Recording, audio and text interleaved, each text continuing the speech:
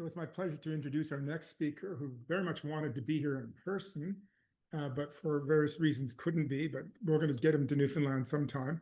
Mateusz Strozinski is the professor of classics and the director of the Institute of Classical Philology at Adam Mickiewicz University in Poznan.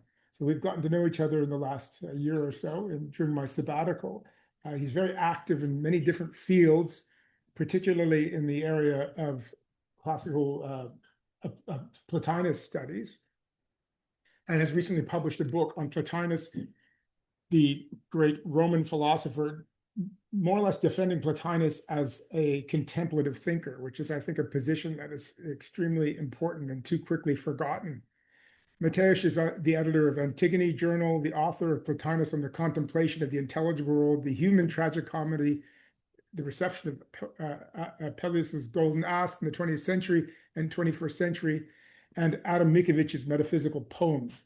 So he's zooming in to us from Poznan, I believe, and he is going to introduce many of us and to the work of the great Polish Romantic poet and thinker, Adam Mickiewicz.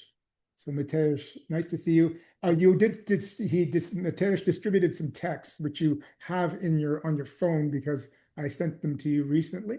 So if you want to read along, you can do that, or Mateusz, you can also share your screen if you wish. Thank you, Sean. Can you hear me? Yes, perfectly, yeah. Okay. Actually, now I'm seeing my big face all over the screen, and I see you as a little square above it. I hope it could be changed in some way because if I think it's on your focus. end. You have to change it. No, I changed it. There you go. Okay. Now it asks me in which language I speak in English.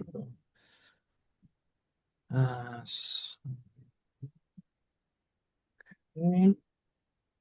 All right. So yes, I would like to share my screen. Okay. Can you see my screen? Yes, we can. Okay. Yeah, I just wanted to show the cover of the book that Sean mentioned.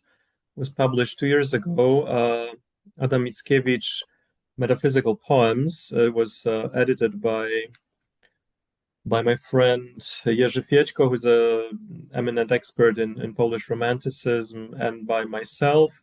And it contains English translations of 27 metaphysical poems. The translations were done by my friend Jaspreet Singh Bopare and myself, and with my colleague Jerzy Fiedźko, we provided these poems with an extensive introductory study and with detailed commentaries. And both in the introduction and especially in the commentaries, I try to emphasize what I will be talking about today, namely the fact that Mickiewicz, the greatest Polish Romantic poet, belongs to a long tradition that could be termed the Platonic tradition, great European metaphysical tradition, and I will show you on the example of a couple of his poems how in his poetry he belongs to that tradition. So he wasn't a philosopher. In fact, I can see that you're talking a lot about Schelling, which is not a surprise, of course. But so Mickiewicz read Schelling as a student. He was born in 1798, so he studied in Vilnius, the University of Vilnius, towards the end of the second decade of the 18th century. So he read Schelling's nature philosophy, which we can see from his early correspondence. But he didn't like philosophy, speculative philosophy in general. He hated Hegel. He thought Schelling was a much better philosopher than Hegel because he was much more poetic. For Mickiewicz, He believed in philosophical poetry, poetry that is inspired, that is based on kind of metaphysical, mystical intuition, but he rejected discursive, conceptual kind of metaphysics, and he thought that Spinoza and Hegel they embodied this kind of dead, mechanistic way of thinking about the world. So Mickiewicz is, at least in my interpretation, a deeply metaphysical, a deeply philosophical, even such a figure or a poet, but he wasn't a systematic philosopher, and he wasn't interested in systematic philosophy. When he talks about Plato, he talks about Plato's dialogues, myths, images. So he reads philosophy as a poet. I'm not going to talk a lot about his life.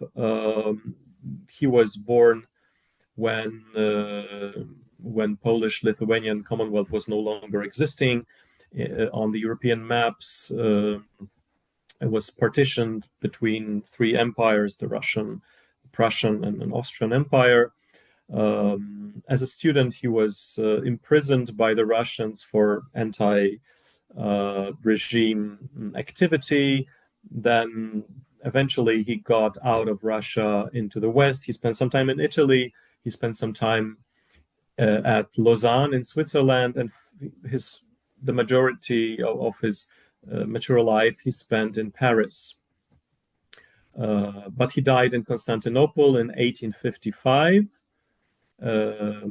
during the Crimean War, and so his life was also full of activity, social and political activity for the independence of Poland. But not only that, he believed in many of the ideals which today we would term left wing or radical, like equality, socialism, early feminism, and things like that. But but it may be surprising to some, for him, all of that was grounded in God, in Christianity, in religion, in mysticism, and in poetry. So at a certain time, he stopped writing poetry because he came to a conclusion that true poetry is life. We should be poets in the way we live our lives. We should live inspired lives based on the intuition of God and his manifestation in the world. This is better poetry than writing verse or words. So he was an interesting figure during his time in Europe. He was highly regarded, but then he was forgotten in the West. But in Poland, he remains foundational figure for our identity, like Dante for Italians, or Goethe for the Germans, or Milton for the English, and so on. Okay, so I'm going to talk about nature as the mirror of the spiritual world in Mickiewicz, and okay, and I will begin with a passage from one of his early dramatic works, which is entitled Forefathers' Eve. There are several parts of it, and this is romanticism, so it's not chronological. The first part is the second part, then the fourth part, then the third part, and the first part was never written, this kind of stuff. But in any case, this is from Forefathers' Eve, part 4, and it's a part of a short interaction between Gustav, who is a protagonist, a young poet who is in love, unhappily, of course, and his former tutor, mentor, who was a Uniate, that is Eastern Catholic priest. But interestingly, the priest represents the Enlightenment, reason, and all of the anti-romantic ideals. And the priest condemns Lithuanian peasants for their semi-pagan rituals of contacting the ghosts of the dead. And Gustav responds to this condemnation and to the priest's claim that this is just superstition of uneducated masses, that we are surrounded by spirits and so on. So Gustav says, and all of these translations are by myself in a cooperation with my friend Jaspreet Bopare. So Gustav responds to the priest, there are no spirits then? This world is soulless? It lives but like a naked skeleton moved by a doctor by some hidden springs? Or is it something like enormous clock set in motion by gravity? But you don't know who hung the weights. Your reason tells you all about springs and wheels, but you can't see the hand, the key. Yet if the earthly cover fell off your eyes, you'd see around you many lives that set in motion this dead bulk of the universe. So you can see here something which seems a fairly standard romantic response to the Enlightenment. You can think about John Keats' Lamia, for instance, or other British and German romantics criticizing mechanical philosophy, which depicts the world as dead, as devoid of life, consciousness, meaning, purpose, the world, which nature, which can be analyzed and manipulated, but it's robbed of its true nature. So here, Mickiewicz, who wasn't familiar with English Romanticism, much more with the German one, so he rejects that kind of seeing of nature as a clock, or he didn't read Mary Shelley's Frankenstein, but the image of a naked skeleton which is sort of moved like a puppet by a doctor pretty much resembles Frankenstein. So the problem that Mickiewicz diagnoses here is that we no longer see the world as alive. And at the end, he says that this is because of the earthly cover that is on our eyes. You can, of course, think of Coleridge's film of familiarity and other motives like that. So we are not awake enough to see that the world, in fact, is alive. And Mickiewicz says that it's alive because it's filled with many lives that set the seemingly dead bulk of the universe in motion. So he speaks about the spirits and about lives in plural, as if those spirits or those lives were the inner life of the universe. And this is exactly the way that he saw the world. Here is a quotation from it's 20 years later. Mickiewicz is now lecturing at Collège de France. He lives in Paris. He was offered this prestigious chair of Slavic literature for 4 years. He's a professor at Collège de France, and he is fired on political grounds by the government. And he speaks here about the Slavic view of reality, which he distinguishes quite sharply from his contemporary Western view of reality. Mickiewicz says the Slavic people, these lectures were delivered in French, of course. The Slavic people has a more immediate feeling of God. For the Slavs, the whole world is alive. They make trees, rocks, and elements speak. They acknowledge in them some kind of immortal souls and see them as united to Godhead, constantly and always moved by the hand of God. So this is not a poem. This is Mickiewicz as a professor explaining this, what he believes to be some kind of innate Slavic feature, namely this immediate feeling of God. And note that he's not talking about anything intellectual. He was aware that Schelling was using the term like intellektuelle Anschauung and or intuition, but Mickiewicz was very mm, wary of talking about intellect or mind or reason, because for him this was ultimately mechanical and cut off from reality. So his favorite term was feeling, and you find, of course, feeling in Jacobi, in Schlegel, in early German Romanticism. And so Mickiewicz is using that term for a kind of intuitive, direct experience of reality and of nature. So, and he claims that Slavs have that kind of intuition of God, which makes them see the world as alive. This is interesting that Mickiewicz is at the same time suggesting that, uh, or he's describing basically a pagan view of nature. So he says for the Slavs, trees and rocks, they have souls, they can speak, they are conscious.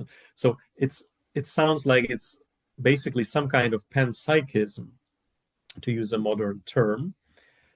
But at the same time, Mickiewicz is always talking about God, and for him, this is a Christian God. He hates Spinoza. He says this is not a real God. Real God is a God of the Scripture, the God of that speaks, that reveals Himself to His people, and so on and so on. But this God, for Mickiewicz, reveals Himself also in nature, not only through prophets. He speaks to Israel or to the church. He also speaks to everyone through nature. And Mickiewicz attempts a kind of synthesis of the pagan view of the living conscious world filled with gods and spirits, with the traditional Christian metaphysics where the world is basically created by God. It's a manifestation or revelation of God. He says everything is conscious, everything is filled with souls, but this is because it is constantly and always moved by the hand of God. So it seems that all those spirits for Mickiewicz are the ways in which God manifests Himself. And when you look at his other poems and other lectures that he gave, it seems that for Mickiewicz, nature as created by God, nature has an inside and outside. And outside of nature is trees, rocks, elements, but the inside of nature are these souls or spirits. And Mickiewicz is never very specific whether these are angelic spirits or some kind of pagan gods, or these are just human souls. This is not clear. But for him, always those spirits are ever omnipresent in nature, and they make nature alive. This is a one of the lakes that I'm going to talk about today. I will talk about three lakes and three poems about lakes. This is lake which is nowadays in Belarus. This is where Mickiewicz was born. In Belarusian, this is called Svitias. In Polish, it was called Świteś. And Mickiewicz he wrote at least two poems dedicated to this very lake, which he remembered from his childhood. And the first poem was published in his first book of poetry, which was published in 1822, Ballads and Romances. And it's a very interesting book because it's considered the first book of Polish Romanticism. It's a book about the countryside in which Mickiewicz grew up, and here the world is presented already as alive in his first book of poems, but it's a specific kind of life. It's not always, or usually, it's not very nice to humans, because nature in this first book of Mickiewicz's poems, nature is dangerous and terrifying because it's filled with spiritual presences. It's filled with the spirits of dead people, for instance, but also lakes and rivers are filled with some kind of spiritual presences, uh, like similar to Greek nymphs and other beings like that. So everything is alive, but usually it's terrifying and dangerous and uncanny.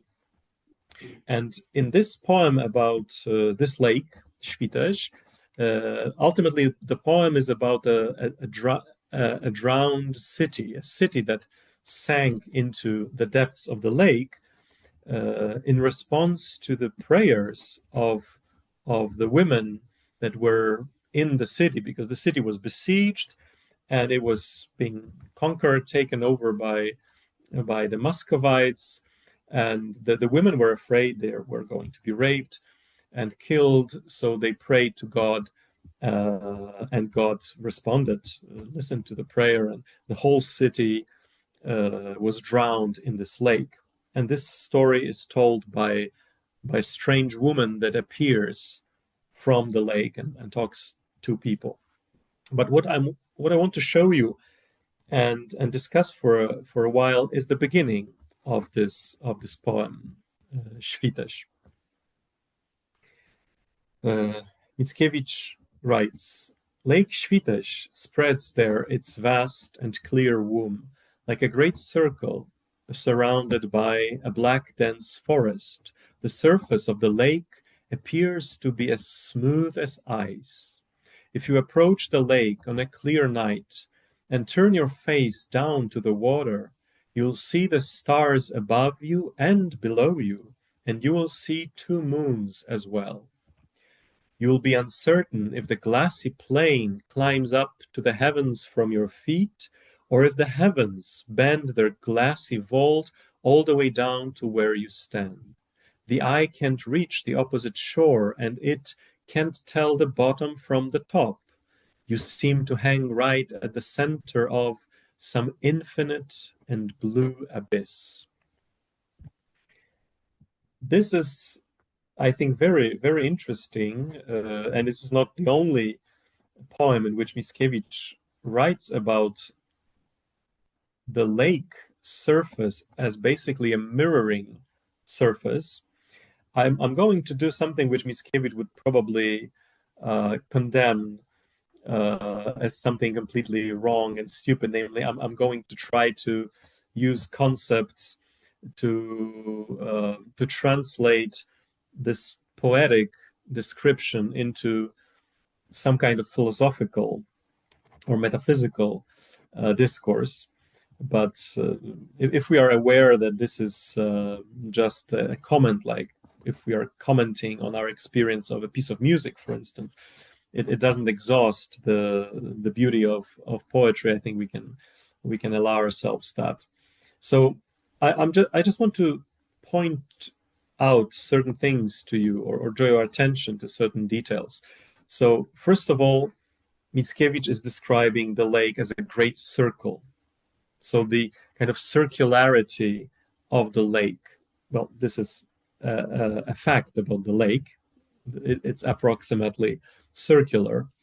But the fact that Mickiewicz is emphasizing this, I think, is important, because in this great metaphysical Platonic tradition, circle and sphere are symbols of, ultimately, of God, but also of the soul, of all kind of spiritual reality. Of course, because circle or sphere are perfect, all-encompassing, and so on.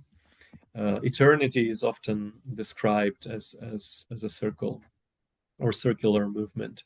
So we have a lake which is circular, and it's surrounded by a black dense forest. This is also an interesting detail, I think, this contrast between shining or bright surface of the lake and black forest that surrounds it. What's the forest? It symbolizes darkness, night, maybe what is beyond knowledge, what is beyond consciousness. Maybe we can think about the Black Forest as the unconscious, filled with all these spiritual presences. But the lake is circular. Their lake is smooth. It's like ice, and because of that, it's like a mirror, basically. And mirror is another powerful symbol in this Platonic tradition. You can find it in Plotinus, earlier in Plato, then in Plotinus, and then in the Church Fathers, in medieval philosophy and poetry. There are all sorts of mirrors. So, human soul is a mirror of God. God's face is reflected in our soul, but also the whole nature is a mirror of God.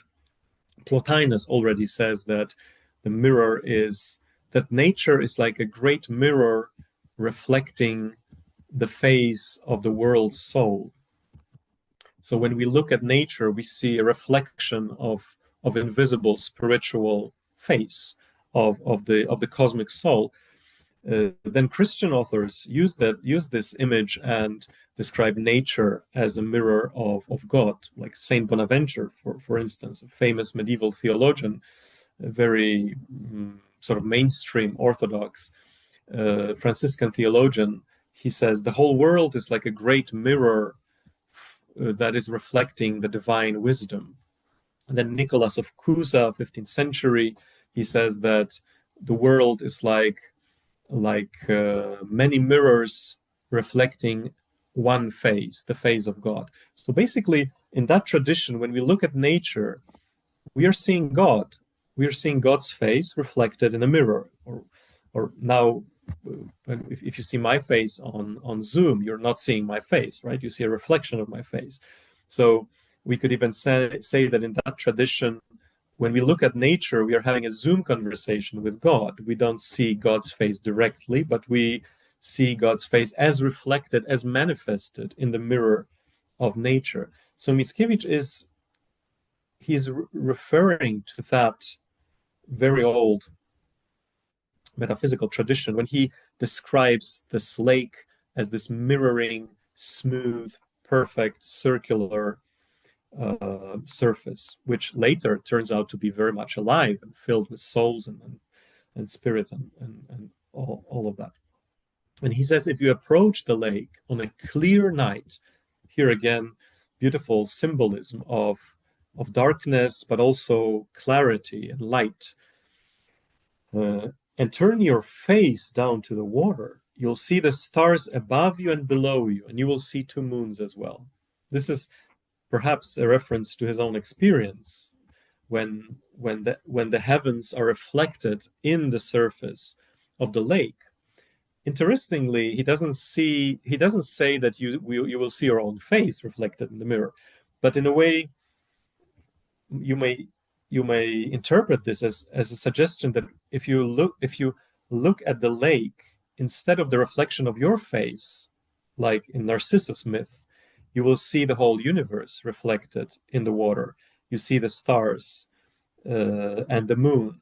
So, and this is a beautiful spatial kind of play of images. So there is the heaven above, but there is the heaven below, reflected here. Two dimensions of reality, the archetype and the reflection. And then, so first he speaks quite platonically, I think, about the sort of archetype and its reflection, and we can interpret that according to this tradition that nature manifests God and the spiritual world. When we look at nature, we see visible manifestation of the invisible. But then he does something even more interesting. He says, you'll be uncertain if the glassy plain climbs up to heavens from your feet or if the heavens descends to where you stand. So he starts to blur the distinction between the visible and the invisible, the spiritual and the natural, between the up and the down.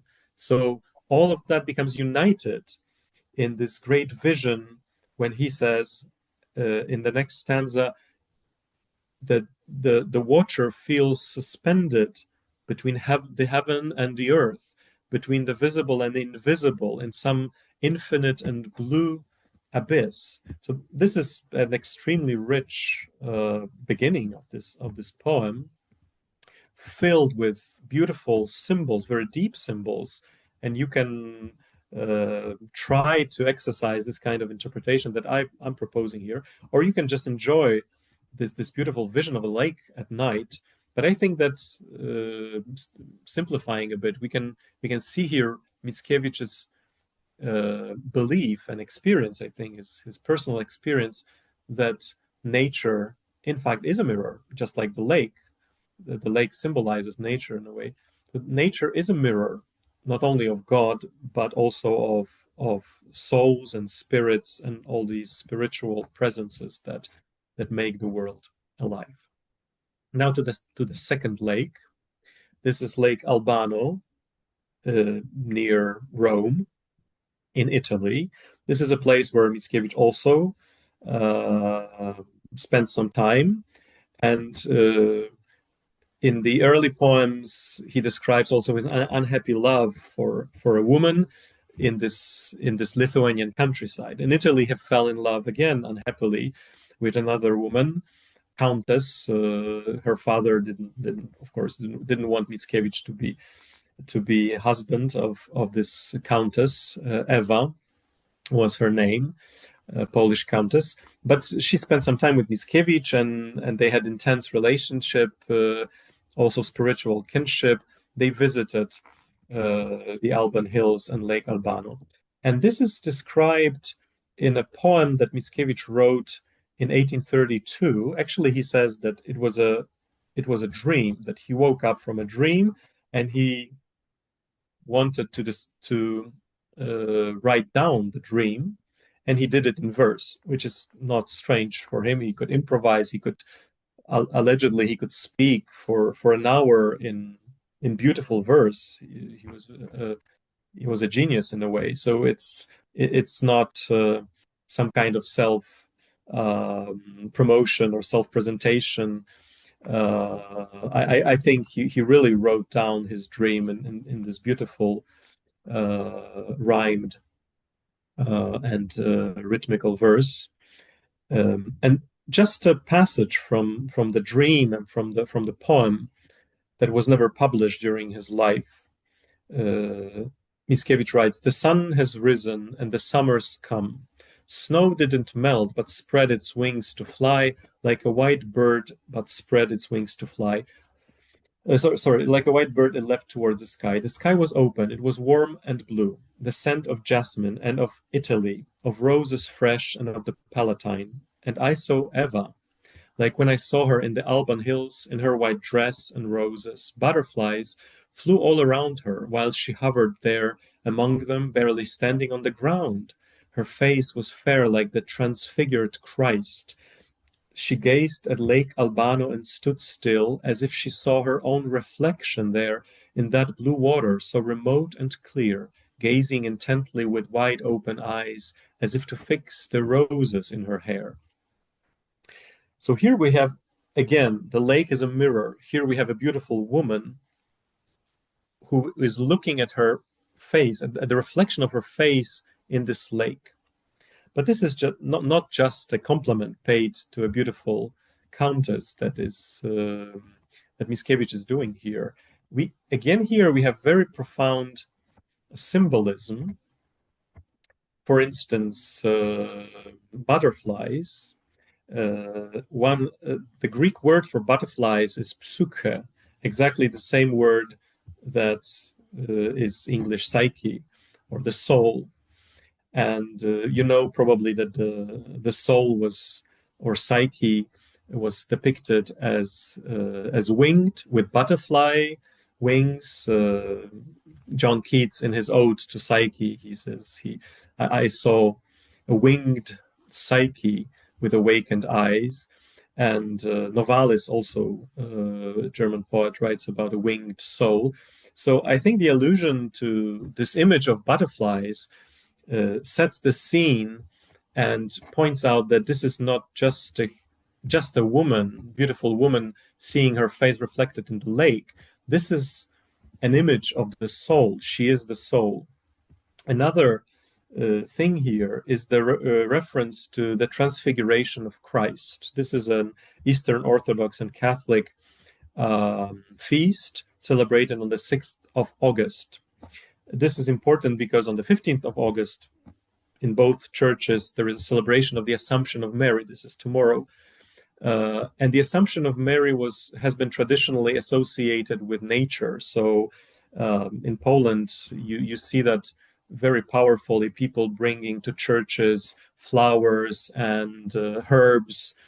And this is associated with harvest, of course, because this is August. So Mary, the Virgin Mary, represents the feminine aspect of the divine and nature, and Mickiewicz is also alluding to that because he describes this female figure of Eva, and a telling name, of course, of Eva as transfigured Christ. It's summer, it's August, where we have the celebration of the transfiguration of Christ and the Assumption of Mary.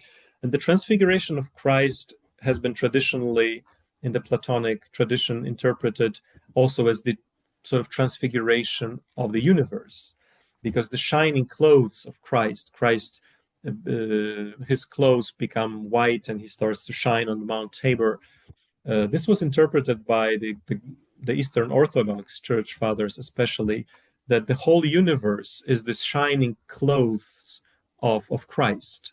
So Christ is the burning light inside of nature. Nature is this white, shining garment of Christ, if you wish. So here the whole context of the scene again brings to mind the nature as manifestation of God, nature alive, shining with divine light, incarnated in this beautiful female figure, which reminds us of Dante's Beatrice from the Divine Comedy. And in Divine Comedy, you have a lot of these mirror symbols and reflection and all of that. I don't have time to talk about that, but if you're interested, I can draw some I think interesting parallels. So this is another example of the lake. Lake is a symbol of nature mirroring God and manifesting God. And the third lake is Lake Geneva in Switzerland. Mickiewicz spent there one academic year. He was teaching Latin literature at the Academy of Lausanne, and he wrote an unpublished poem, which is it seems to be a description of experience of looking at the Alps reflected in Lake Geneva. And this is one of the most famous poems by Mickiewicz. Above the water, great and clear, the rows of stony mountains stood. The watery, transparent depths reflected their cold and black heads. Above the water, great and clear, dark clouds were running swiftly by, and its transparent, darkling depth reflected their unbodied shape.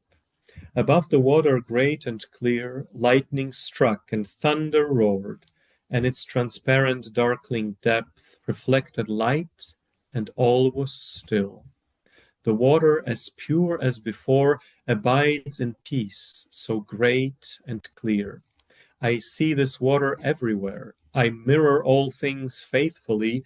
I let those rocky faces pass. I let thunder and lightning go. The mountains stand, and they must loom. The rapid clouds must carry rain. Lightning must strike. Thunder must clap. And I must flow and flow and flow. So again, the lake as a mirroring surface. Three things are mirrored here. In the first stanza, the Alps, which are cold, black, menacing, looming. And again, in Mickiewicz's world, they are probably filled with some spiritual presence. So they are reflected in the lake. In the second stanza, dark clouds are moving through the sky, and these clouds are also reflected in the surface of Lake Geneva. In the third stanza, there is the storm apparently, because there is lightning and thunder, and it's also reflected in the lake. So these are three kinds of things. Mountains are solid. They have been there before us. After we are extinct, they will be there as well. So they represent this aspect of nature which is immovable and almost eternal. Clouds and lightning, on the other hand, they represent something transient, fleeting, momentary. All of this is not, again, not very nice, right? The looming mountains, the dark clouds, and the lightning.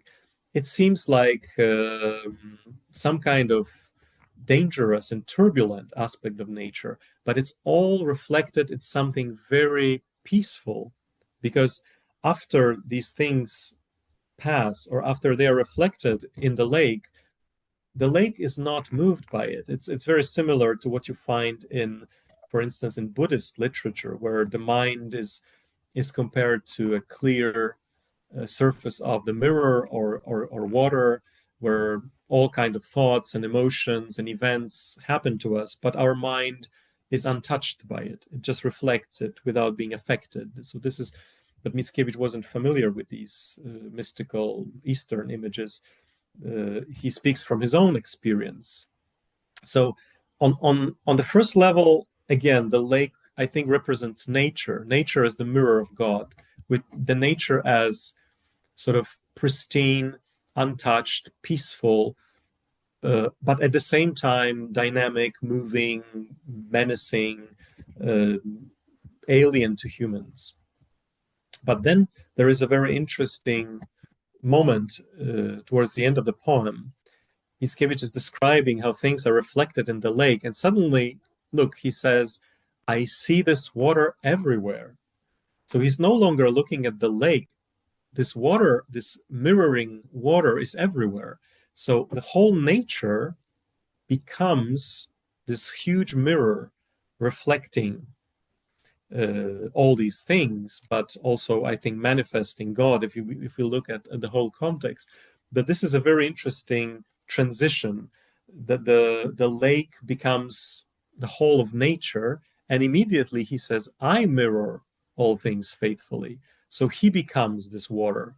So the boundary between his self, or his subject, or subjectivity, as we would probably call it in the 19th century language, dissolves. So he becomes one with nature. He is also this water, he is also this mirror reflecting everything, participating in nature, and ultimately in the source of nature, it seems. So he becomes this.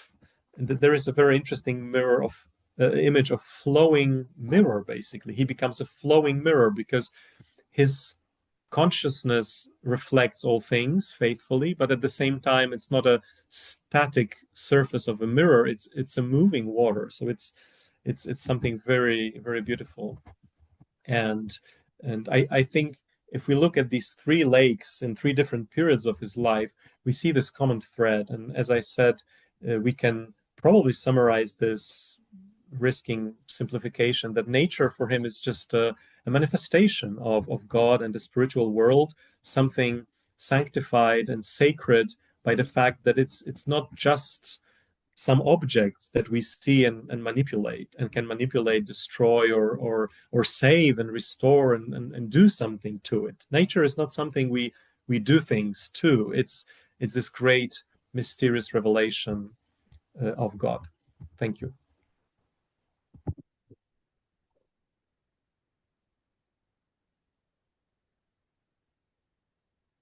Thanks, Matthias. That was great. Oh, the hands are everywhere. Thank you. So, thank you for your presentation. I would be interested if, like, Minkiewicz maybe inspired later philosophical traditions such as neo-idealism or something. Do you know something about that? Can you repeat again? I was interested if maybe Mickiewicz maybe inspired later philosophical traditions such as neo-idealism. Do you know something? Neo-idealism. Yeah, right. I don't think, no, he was, as I said, in his time, he was influential a little bit or recognized, but I think certainly he was influential in Russian literature outside of Poland. In Russian literature, you can see that towards the end, until the end of 19th century. But in France, in Italy, in Germany, he was influential mostly for his political activity as a revolutionary, fighting for the freedom of nations and against the empires and all of that. But I don't think he was read in particular as this kind of metaphysical or theological author much. Even in his lectures at Collège de France, where he talks a lot about spiritual growth and poetic philosophy and God and all of that, he was fired because he was considered some kind of revolutionary by the contemporary French government. So I don't think his influence reached outside the field of either politics for a brief period of time and poetry, of course, in Poland. But in Poland, he wasn't read in this metaphysical way. One of the first people who drew attention to it was Czesław Miłosz, or Milosz, as you pronounce him. He wrote in his book, maybe you know this book, The Land of Ulro. He said that there is a metaphysical dimension to Mickiewicz, but this was 1970s, I think, or 1980s. Thank you very much.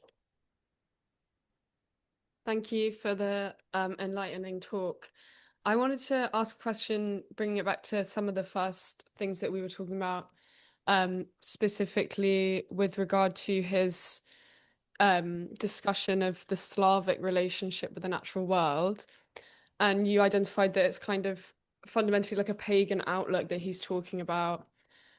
And like going on to talk about how like God is reflected through the natural world and it's like all the mirrors of God's face, whatever. I was wondering if he would be tolerant of some kind of like proto-pluralism and like seeing the Christian God as like presiding over these alternative religious frameworks, or whether or not he would like dismiss paganism out of hand. I think his position is well. This is I'm not sure if I would call it pluralism. I think it's something I'm not as a specialist here, so I might be mistaken. But I think in Schelling you can see maybe something similar, because this is very Platonic. So, in the sense that gods do exist, obviously, this is recognized by ancient Christians. Gods exist. Angels is another way to speak about gods. So Christianity is not that there is a God, but nothing between God and nature, or God and humans. Angels are the spirits that animate nature, and I think Mickiewicz would see paganism as a sort of a premonition of Christianity, in a way that you can see in Clement of Alexandria and Origen in antiquity, and later in others. Dante is coming close to it, I think. You can see it in Joseph de Maistre to a certain extent. I don't know, maybe also in Schelling, and C.S. Lewis or Tolkien. They famously believed that pagan mythology is a sort of a dream or a poetic and prophetic sort of premonition of the Christian truth. So I think he would probably go in this direction, it seems to me. Got it. Thank you.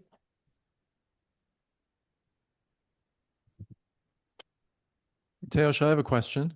The very first poem you showed that begins, I think it was, "There are no spirits then," and the stage directions that come underneath, were those put in by you as translator, or are those in the original poem? I think it was "with irony" after the first line. Yes, yes. This is a drama, a romantic drama. So these are the didascalia for the actor. Um, yeah, but so the under this statement, so there are no spirits. Then it says with irony in the sense that it's a kind of sarcasm. The speaker obviously is fully convinced there are spirits, but he mocks the priest who says there are no spirits in nature. But I'm not sure if you were just asking Yeah, about no, the I like that idea. And so was it performed as a drama? Yes, yes, yes. Well, it wasn't performed during Mickiewicz's life, but in later, well, when after Poland regained independence, certainly they it was staged uh, in various ways. So and it still is. Yeah, it just points to me to the connection between word and flesh. I mean, the same words delivered with irony are different from if they're delivered with fear, or if they're delivered with puzzlement, or if they're delivered with pity. So the way in which, the intonation, the gestures, the posturing of the body actually changes the meaning of words, I just found kind of fascinating. And I was thinking I was being given a poem, but it makes more sense if it was written to have this kind of dramatistic quality to it, because usually poets don't tell us how we should read the words, which is why we can read them so differently. But yeah. Yeah, it's not a poem. It's a part of a Yeah, good. of a drama, Yeah. of a dialogue between two protagonists. Yeah, thanks. Are there any last questions before we press on? Sure. Hi there. I just had a quick question about there was a line about how the Slavic people had a particular feeling of God. I was wondering what your stance was on just culture in general, and maybe the different approaches that we take to feeling and expressing our divine nature. That's a complex question. Yes, no, well, of course, and you know that probably all of you. 19th century, they were emphasizing differences of nations and races. Now it sounds, of course, not nice, and we are more cautious about this. But they were, in a way, celebrating the differences. And Mickiewicz, he never never suggested that some nations are below other nations, or they should be dominated. So his view was that every nation had the right to self government and all of that. But he was very strong on differences between nations, but also between these, as they used to call it, races, like Slavs or Germans, or the French and Italians and Spanish and all of that. And it may you may find it funny. Sometimes I find it funny, but Mickiewicz, and not only him, he believed that Russians were not Slavs, or not entirely Slavs. He said that because they were, for centuries, they were under the Mongol domination, so their spirit was contaminated by this Asiatic, Mongolic spirit of tyranny and oppression. So they are sort of contaminated Slavs. And this is not that it's something that some Russian intellectuals, they believed it too, like Pyotr Chadaev, for instance. So Mickiewicz is always talking about these different nations and different peoples, like they have different talents and different, and he believed that Slavs didn't have a mythology, but they had this immediate feeling of God and His presence in nature, and he also believed that Slavs could give sort of a new impulse to vitalize the West, because the West, for Mickiewicz, the West was degenerating into this mechanical, atheistic, materialistic view of nature, and he thought it would be destructive. He hated Paris.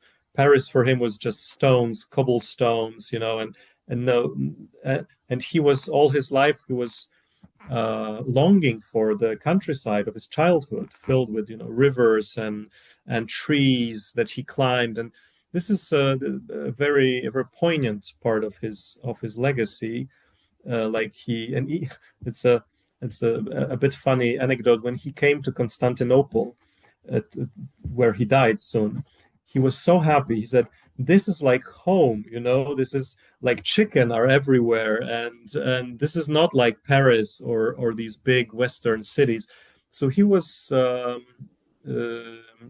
probably today he would be very much against this kind of technocratic, mechanistic kind of urban culture, and he thought it was very Slavic, but I don't think it's limited to any nation or race.